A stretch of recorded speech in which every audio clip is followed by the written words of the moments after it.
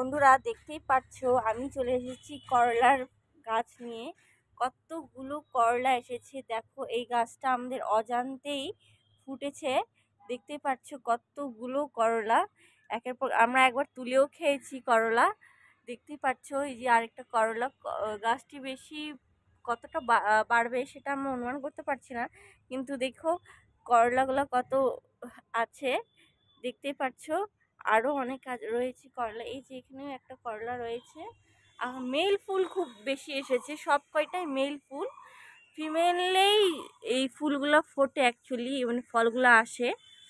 Female বলতে গেলে এই যে এটাও ফিমেল ছিল। এই যে ফুলটা দেখো সামনে সামনে রয়েছে, এখান এর পেছন দিকে ফলটা রয়েছে। ছোট থাকলে আমি দেখাতে পারতাম, ছোট আপাতত নেই গাছে।